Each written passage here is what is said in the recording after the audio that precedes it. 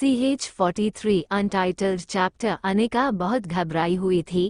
जहां एक तरफ आरव होश में आते ही अनिका से मिलने की डिमांड कर रहा था, वहीं अनिका को ये गिल्ट अंदर ही अंदर सताए जा रहा था कि आरव के साथ इस जानलेवा हादसे की एकमात्र जिम्मेदार वो खुद है और वो आरव की नज़रों के सामने नहीं जाना चाहती थी। तभी बिन्नी ने उसे समझाते हुए कहा, अंडस्को, देख अनिका, इसमें तेरी नहीं, उस साइको एकांश सिंह ओबरॉय की गलती है और हम इस चीज का बदला उससे जरूर लेंगे, चाहे उसके पास कितनी ही ज्यादा पावर है। और अगर तू अपने आप को गिल्टी मानती ही है तो आरव के लिए कुछ कर, न कि उससे दूर रहकर उसे तकलीफ दे। चल अब मेरे साथ। बिन्नी अनिका को आरव के हॉस्पिटल रूम में ले गई, जहां आरव की हालत बिल्कुल भी देखने लायक नहीं थी। सिर पर पूरे तरीके से उसके पट्टी बंधी हुई थी, पैरों में मोटे मोटे प्लास्टर और हाथ पैर और चेहरे पर कई सारे खरोच और घाव के निशान। पूरा परिवार आरव को इस हालत में देखकर अपने आप को संभाल ही नहीं पा रहा था। वही अनिका और बिन्नी जब आरव को इस हालत में देखती है तो खुद को रोने से रोक नहीं पाती। तभी वीर उन दोनों को संभालते हुए बोला, अंडस्को, तुम दोनों रोना बंद करो प्लीज। आरव ठीक है, अब ये एक रोड एक्सीडेंट लोगों को लगता है, लेकिन मुझे पता है ये सब कुछ प्लान्ड था। BCS आरव पर पहले भी हमला हुआ था। मैंने डैड को इस बारे में बता दिया है, उनकी टीम इन्वेस्टिगेट कर रही है। जो कोई भी आरव की इस हालत का जिम्मेदार है, मैं उसे नहीं छोड़ूंगा।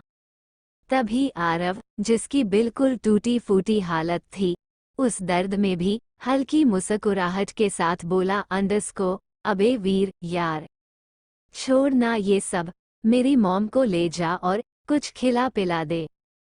कल से मेरी डार्लिंग ने कुछ भी नहीं खाया है, आई नो। तभी वही चेयर पर बैठी आरव की मॉम उसे डांटते हुए बोली, अंडस्को, तू ठीक हो? फिर मैं तुझे बताती हूँ। आया बड़ा मेरी फिक्र करने वाला। वीर आरव की मॉम को कैंटीन ले गया और आरव अनिका और बिन्नी को देखते हुए बोला, अंडस्को, मेरी दोनों छिपकली या एक दूसरे से चिपक कर इतना रो क्यों रही है? तुम दोनों को मुझसे इतना सारा प्यार है, मुझे पहली बार पता चल रहा है। वेल, मैं बिल्कुल ठीक हूँ। 206 में से सिर्फ 6 हड्डियाँ छोड़ी है उस एक्सीडेंट ने मेरी। Tears of Joy, tears of Joy. But I am okay.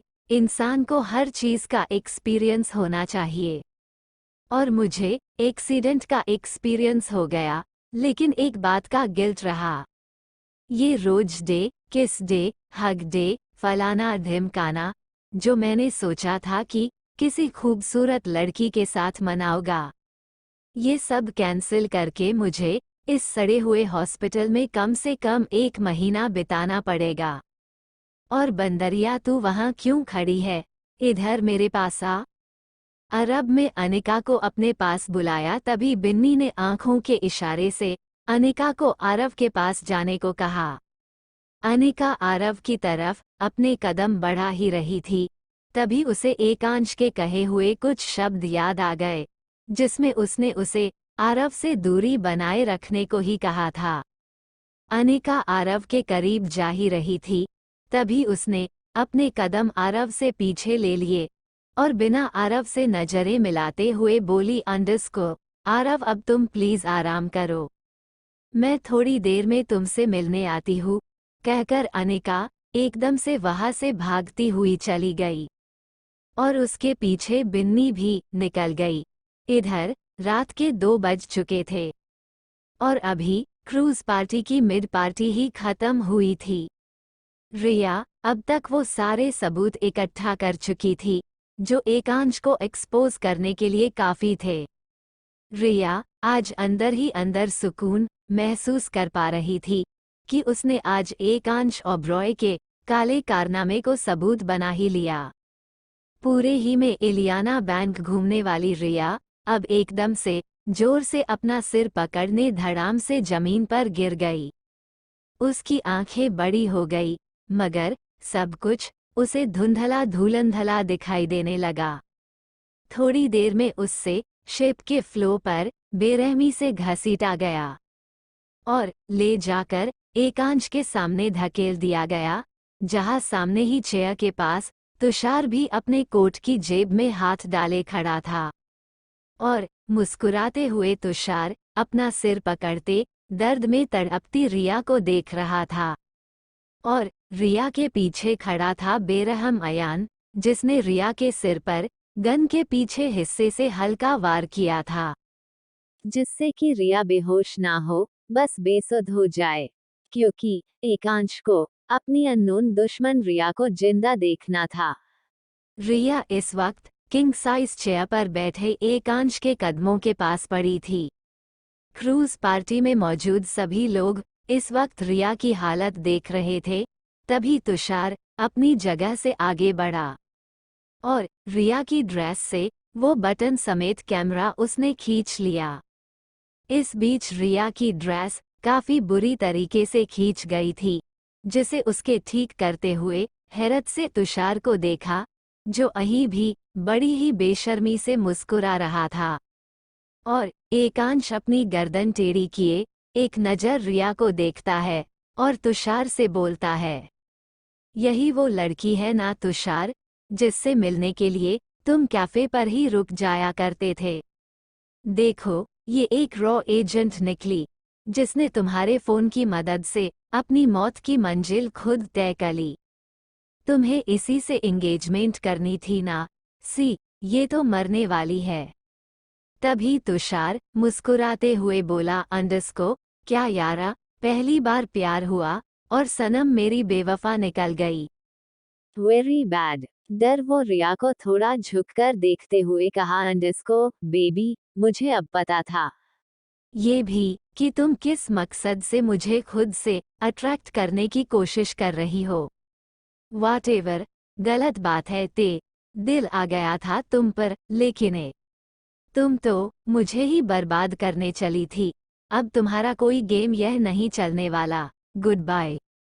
Tushar के चेहरे पर एविल आयल थी। तभी रिया झटके से उठी और उसने अपनी ड्रेस से छोटी सी शॉटगन निकलने के लिए हाथ अपने पेट पर लाया ही था कि तभी अयान ने रिया का हाथ पकड़ मरोड़कर उसके कमर पर कर दिया और बोला, अंडस्को डोंट बी फूल, तुम ये से जिंदा नहीं बच के जा सकती। तभी एकांश ने अयान से कहा, शूट हर। ते सुन रिया चिड़िया की तरह फड़फड़ाने लगी। वही तुषार के चेहरे पर से स्माइल एक पल के लिए भी गायब नहीं हो रही थी। वो बस मानो सब तमाशा देख रहा था, क्योंकि उसे पहले ही पता लग गया था कि रिया उसे धोखा दे रही है। इधर अयान ने अपनी गन निकाली ही थी कि तभी पार्टी में मौजूद एक विदेशी, जो हिंदी अच्छे से बोलना जानता था, उसने बीच में ही एकांश से कहा, नो ऐसो, इस लड़की को मुझे दे दो, शी इज सो ब्यूटीफुल। मैं इसे अपनी मिस्ट्रेस बन के रखूंगा और बदले में मैं तुम्हें आज की डील का सारा माल 50% डिस्काउंट में देता हूँ। ये बात सुन एकांश उस विदेशी को मुस्कुराते अलग से एक्सप्रेशन को देखने लगा। पूरा क्रूज इस वक्त सुन पड़ गया था और रिया, जो इतने सारी मर्दों के बीच बिल्कुल अकेली थी, उसे बहुत ज्यादा डर लगने लगा।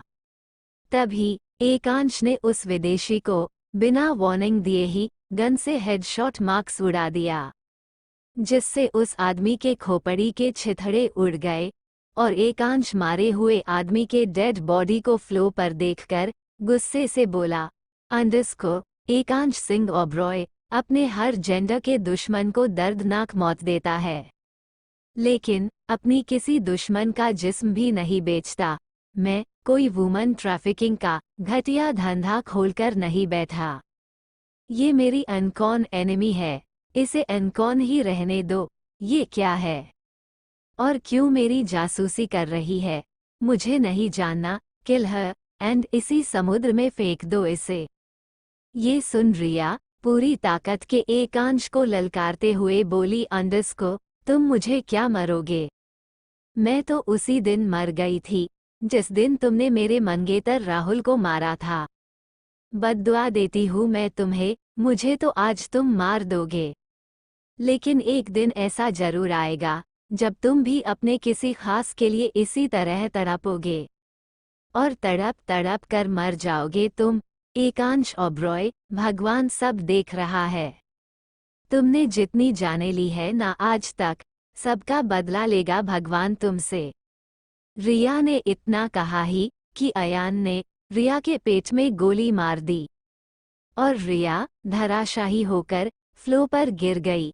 तभी एकांश हल्की मुस्कुराहट के साथ मारी हुई रिया को देखकर बोला, अंडस्को, बहुत अच्छा बोल कर गई। बिल्कुल इंडियन डेली सोप की हीरोइनों की तरह, बट कोई इतना खास नहीं है ऐसों के लिए उसकी लाइफ जिसे खोने से मुझे डर लगता हो, और मेरी कोई चीज़ मुझसे अगर दूर जाना चाहे तो मैं उसे खुद ही बर्बाद कर देता हूँ। बहुत गलत बोल कर गई ये। उठाकर ले जाओ इसे और शिप से नीचे फेंक दो। तभी अयान और कुछ आदमी रिया को उठाकर वहां से ले गए। अगली सुबह अनिका, जो हॉस्पिटल में ही पूरी रात रही थी, और बिन्नी, जो उसे संभालते संभालते खुद ही उसकी गोद में सो गई थी, उन्हें वीर ने जगाया और बोला, अंडस्को, तुम दोनों घर चले जाओ। मैं हूँ यहाँ पर आरव के पास, टेंशन मत लो। अनिका और बिन्नी आरव को बाहर से ही एक नज़र देखती हुई वहां से निकल गई। हॉस्पिटल के बाजार आते ही अनिका बिन्नी का हाथ पकड़ बोली, अंडस्को, बिन्नी, उस न्यूज़ का क्या करना है? मैं नहीं चाहती कि घर में किसी को इस बारे में पता चला। तभी बिन्नी कुछ सोचती हुई बोली, अंडस्को, तरीका मिल गया जाने मन। तू टेंशन मत ले, सब कुछ मुझ पर छोड़ दे। अब देख मैं क्या करती हूँ। इधर शरारत, जो पूरी रात उस सुनसान बड़े घर में अकेली रही थी, उसने एक पल के लिए भी अपनी आंखें नहीं बंद की थी। उसे अयान का इंतजार था, मगर अयान तो घर आया ही नहीं था, क्योंकि वो कहीं और जो था। शरारत ने सुबह का सूरज देखा तो थोड़ी राष्ट्र की सांस ली, क्योंकि रात का अंधेरा उसे बहुत ज्यादा डरा रहा था, जो ढल चुका था। शरारत बालकनी में खड़ी मैनी प्लांट के सूखे पौधे को देखकर कुछ सोच रही थी। तभी पीछे से आती एक आवाज ने अपना ध्यान अपनी तरफ खींच लिया। ये आवाज अयान की थी, जिसने अचानक ही शरारत के कमरे में आते हुए कहा, अंडस्को, गुड मॉर्निंग। शरारत ने पीछे मुड़ते हुए एक नज़र अयान को देखा और जवाब दिया, अंडस्को, मॉर्निंग। वैसे तुम रात में कहाँ थे? अयान, क्यों, क्या हुआ? शरारत अयान के सवाल से गुस्सा हो गई और दांत पीसते हुए बोली, अंडस्को, क्या हुआ? तुम्हें पता है मुझे रात भर कितना डर लग रहा था? पागल हो क्या तुम? मुझे अकेले छोड़कर पूरी रात गायब रहे और अब मुझे यह नहीं रहना। तुमने कहा था ना कि 2-3 दिन में तुम मुझे कहीं और भेज दोगे। मुझे वही भेजो अब, यह मैं नहीं रहना चाहती, मुझे ये से जाना है, अभी के अभी। इतना कहकर वो अयान से टक्कर लेते हुए कमरे के अंदर आ गई और गुस्से में अपना सामान पैक करने लगी। तभी अयान के पीछे आकर हाथ बांधकर खड़ा हो गया और इरिटेट होते हुए बोला, अंडस्को, अपना ड्रामा बंद करो। सॉरी, मैं तुम्हें बताना भूल गया था कि मैं रात में वापस नहीं आ पाऊंगा। शरारत, अंडस्को, तुम्हें मुझे ये सब बताने की कोई जरूरत भी नहीं थी, क्योंकि मैं तुम्हारी कुछ नहीं लगती। मैं बस यहाँ से जाना चाहती हूँ। तुम मुझे मेरे नए घर का पता बता दो बस, वरना कहीं और जा रही हूँ। कहकर शरारत वहां से निकलने ही वाली थी कि तभी अयान ने झटके से शरारत की कमर को कस के पकड़ अपनी तरफ खींच लिया, जिससे अब शरारत अपना बैलेंस को बैठती है और अयान के सीने से टकरा जाती है। तभी अयान शरारत के मासूम चेहरे को बारीकी से देखते हुए बोला, अंडस्को, तुम एक रात इस घर में अकेले रहने से इतना डर गई और कही और तुम्हें हमेशा के लिए मुझसे दूर अकेले रहना है। CH-44 बहुत जल्द तुम मेरे कमरे में मेरी बाहों में रहोगी। एक रात मेरे ना रहने से तुम्हें इतना डर लगा और कहीं और तुम अकेले कैसे रह लोगी। ये बात अयान ने शरारत की कमर में झटके से हाथ डालते हुए कही। शरारत जब अयान के चेहरे को देखने लगी तो कुछ पलों के लिए उसी के चेहरे में खो गई। अयान बहुत प्यारा लगता था देखने में। उसे देखकर लगता ही नहीं था कि वो इतना बेरहम दिल भी हो सकता है जो किसी को भी जिंदा जला दे। अयान की गहरी काली आंखों में शरारत की नजरें खोने लगी। वही जब शरारत अयान का पूरा चेहरा देखती तो उसे ऐसा लगता है जैसे वो दुनिया के सबसे खूबसूरत इंसान के पास है। मगर कुछ ही पलों में उसे वो सब याद आ गया जो 3 दिन पहले इस घर में अयान ने उसके झूठे ही सही पिता के साथ किया था। और शरारत ने जोर के धक्के से अयान के सीने पर हाथ मारते हुए खुद को अयान से दूर कर लिया और बोली, अंडस्को, तुम्हारी हिम्मत कैसे हुई मुझे हाथ लगाने की? हाउ डरे यू? अब तो तुम्हें पता चल गया ना कि तुम्हारी मेरी कोई दुश्मनी नहीं है, तो मुझे जाने क्यों नहीं देते? दम घुटता है मेरे यहाँ पर, बार बार अजीब सा डर लगता है। ऐसा लगता है जैसे कुछ छूट रहा है मुझसे, जबकि मैं अपनी पूरी दुनिया यही खो चुकी हूँ। मुझे अकेले रहना है, मैं अपनी जिंदगी जी लूंगी। मैं कोई बच्ची नहीं हूँ। अपनी आंखों के सामने अपने बाप समान इंसान को मरते देखा है मैंने, वो भी तुम जैसे दरिंदे के हाथों से जो इस वक्त भी मेरे सामने जिंदा खड़ा है। और तुमसे बातें क्यों कर रही हूँ मैं, जबकि मुझे पता है तुम्हें अपने किए का कोई गिल्ट नहीं है। शरारत जल्दी से अपनी किताबें और कुछ कपड़े बैग में भरते हुए कमरे से बाहर जाने ही लगी। तभी पीछे से अयान ने झटके से उसका हाथ पकड़ बगल के ही दीवार से उसकी पीठ चिपका दी और खुद दीवार के अगल बगल अपने हाथ घेरकर शरारत के बिल्कुल सामने आ खड़ा हुआ और गुस्से से लाल आंखों से शरारत को देखते हुए बोला, अंडस्को, बहुत बोल रही हो तुम्हें इतना नहीं बोलना चाहिए। शुक्र करो कि उस मौत को देखने के बाद अभी तक तुम जिंदा हो। मैं तुम्हें सेफ रखना चाहता हूँ, तुम्हें लाइफ में कुछ बनते देखना चाहता हूँ, मगर तुम्हारे ड्रामे हैं कि खत्म ही नहीं होते। बोला ना, सॉरी, आगे से कभी ऐसा नहीं होगा। मैं जब भी बाहर जाऊंगा तो तुम्हें बताकर जाऊंगा और किसी को तुम्हारे पास छोड़कर जाऊंगा, लेकिन यहाँ से तुम कहीं नहीं जा सकती। न जाने कब तुम दोबारा उस पहाड़ी पर जाकर कूदकर मर जाओ। तभी शरारत गुस्से में बोली, अंडस्को, मैं जिंदा रहूं या मर जाऊं उसे तुम्हें क्या फर्क पड़ता है? हाँ, छोड़ क्यों नहीं देते मुझे? हम दोनों एक दूसरे के कुछ नहीं लगते।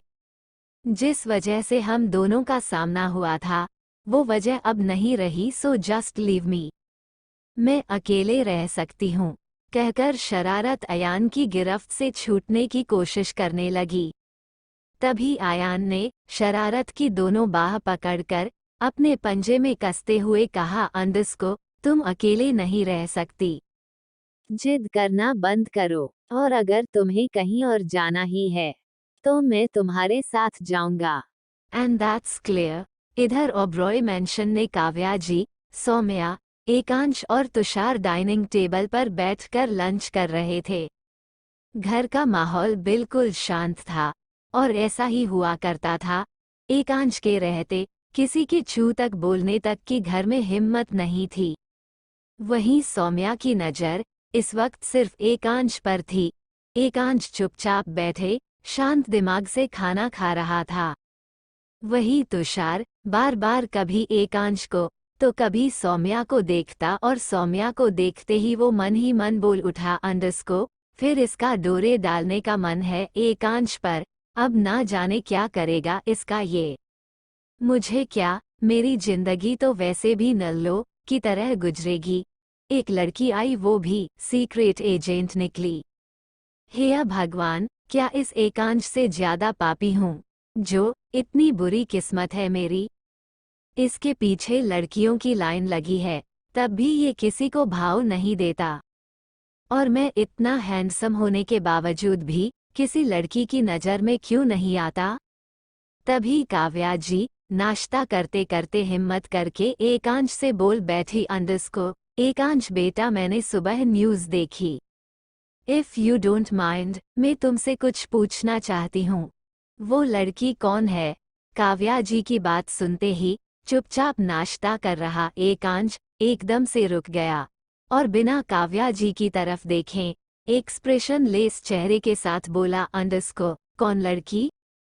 काव्या जी अंडस्को वही बेटा जिसे न्यूज़ वाले तुम्हारी गर्लफ्रेंड बता रहे हैं। काव्या जी की बात सुन तुषार और सौम्या के चेहरे की तो जैसे हवाई या ही उड़ गई। वही तुषार फिर से बिना काव्या जी को देखते हुए बोला, अंडस्को कौन सी न्यूज़? काव्या जी अंडस्को तुम्हें नहीं पता? वेट, मैं दिखाती हूँ। काव्या जी ने अपने फ़ोन में एकांश को अपने और अनिका के चल रहे हैं न्यूज़ के बारे में दिखाया, जिसे देख एकांश भी दंग रह गया और बिना किसी भाव के साथ तुषार से बोला, अंडस्को तुषार इसी वक्त मेरे कमरे में आओ।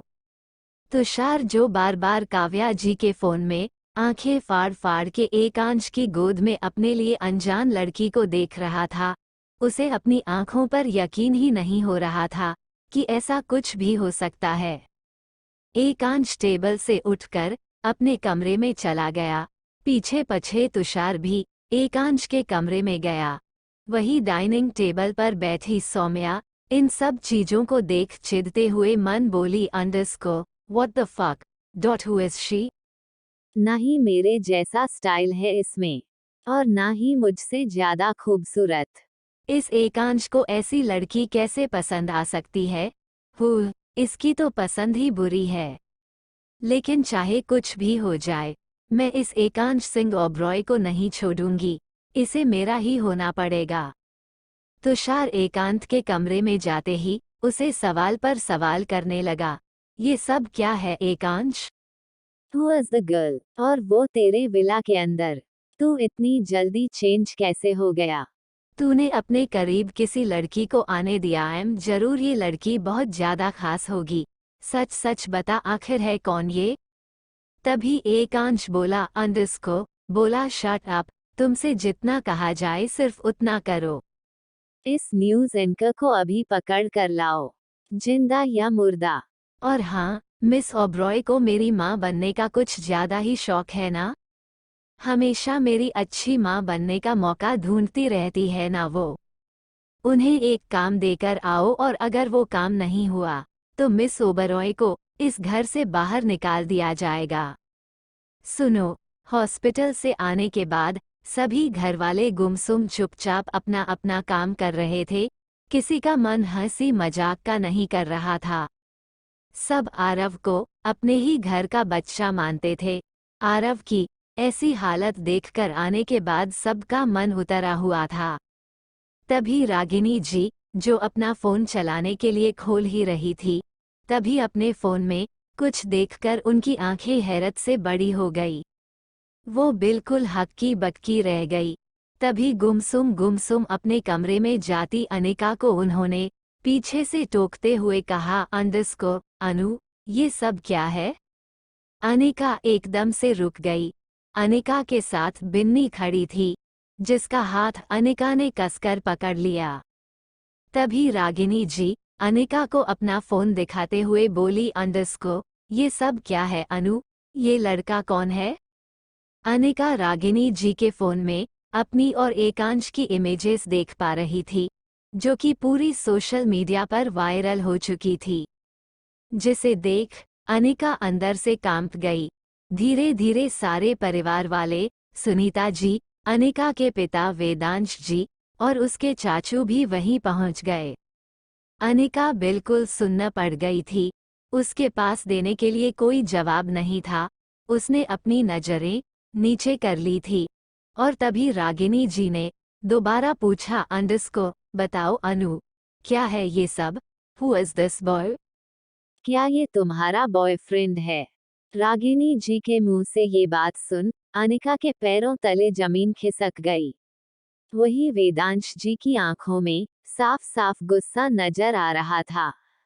तभी अनिका हकलाते हुए रागिनी जी के चेहरे को देखकर बोली, अंडस्को, ना ना नहीं बूबू, ऐसा नहीं है, आप लोग गलत समझ रहे हैं। रागिनी जी, अंडस्को, मैं कुछ नहीं समझ रही अनु, तुमसे पूछ रही हूँ। मीडिया वाले क्या कह रहे हैं? शायद इस लड़के को मैं जानती हूँ। ये तो बहुत बड़ा इंडस्ट्रियलिस्ट है ना। तो फिर तुम इसे कैसे जानती हो? अनिका बिल्कुल मूक हो गई। वो बस नजरें नीचे करके करते हुए अपने कांपते होंठ से कुछ कहने ही वाली थी। तभी बिन्नी बीच में बोल पड़ी, अंडस्को, रागिनी बुआ जी, आपको सब कुछ मैं बताती हूँ। दरअसल बात ये है कि आपको याद है, एक्सीडेंट से पहले जिस स्पेशल पेशेंट की बात घर में बहुत ज्यादा फैली रहती थी, और उसका एक्सीडेंट होने के बाद वो कहीं नहीं मिला। वो कोई और नहीं बल्कि यही इंडस्ट्रियलिस्ट एकांश सिंह ओबरॉय था।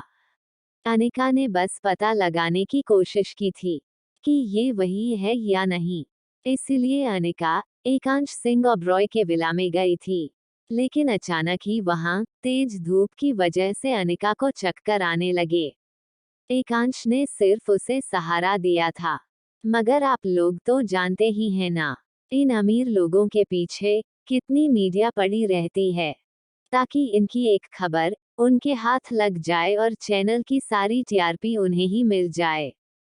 किसी ने उस वक्त की फोटो लेकर डाल दी सोशल मीडिया और न्यूज चैनल पर। अनिका ने इस बारे में मुझे पहले ही बताया था। वो उस वक्त काफी गिल्टी महसूस कर रही थी और ये न्यूज में पहले ही देख चुकी हूँ। आप लोग प्लीज इस चीज के लिए अनिका को ब्लेम मत करिए। ये सब किसी और की गलती है। तभी वीर, जो अभी अभी ही हॉस्पिटल से आया था और घर की दहलीज पर खड़े होते ही उसने सारा मामला देख और सुन लिया। उसने बिन्नी का साथ देते हुए कहा, अंडस्को, बिन्नी ठीक कह रही है बुआ जी। आजकल न्यूज और सोशल मीडिया पर कोई भी बात इतनी तेजी से फैल जाती है कि हमें सोचने समझने का मौका ही नहीं मिलता और हम किसी भी बात पर यकीन कर बैठते हैं। अनिका बिन्नी से कुछ नहीं छुपाती और आप लोग ये यकीन कैसे कह कर सकते हैं कि इस चुहिया पिंक पैंथर का कोई बॉयफ्रेंड हो सकता है? शक्ल देखी है इसकी, इतना बड़ा इंडस्ट्रियलिस्ट इसे भाव क्यों देगा? कुछ दिन पहले अनिका ने मुझे भी बताया था कि इस एकांश सिंह ओबरॉय की शक्ल अस्लाम वाले लावारिस पेशेंट से मिलती है। तब हम सब ने इस बात को इग्नोर कर दिया था। मामला यही है, हमें बस थोड़ा पेशेंस रखना होगा और ये जितने भी रूमर्स फैल रहे हैं, इनका मुंहतोड़ जवाब देना होगा। नई प्रॉब्लम्स आई है हमारी जिंदगी में, पहले आरव के साथ इतना सब कुछ हो गया और अब अनिका को लेकर इतनी बड़ी बातें। लेकिन हमारी फैमिली इतनी कमजोर नहीं है कि छोटी छोटी बातों पर एक दूसरे को ब्लेम करने लगे, है ना? तभी सुनीता जी बोली, अंडस्को, वीर सही कह रहा है। क्या ऐसी मीडिया वालों की चीज हरकतों की वजह से हम अपनी बच्ची से सवाल कर रहे हैं?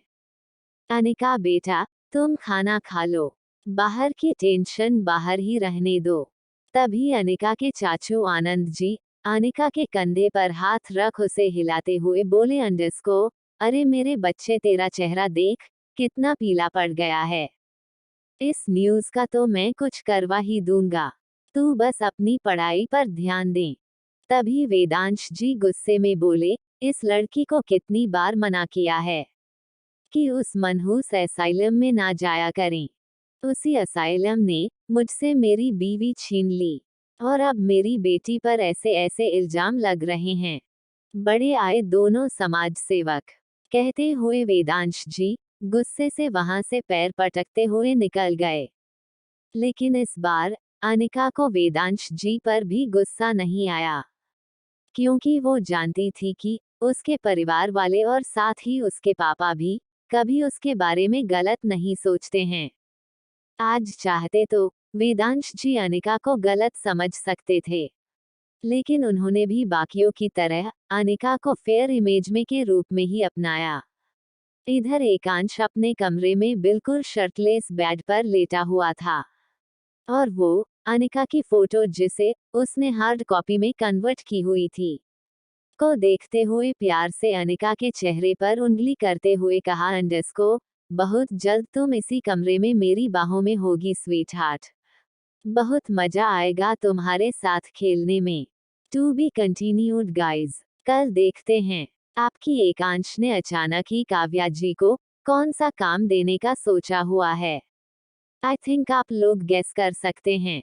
तो मिलते हैं जल्दी अगले चैप्टर में अनिका की जिंदगी के नए धमाके के साथ। आपका दिन शुभ हो।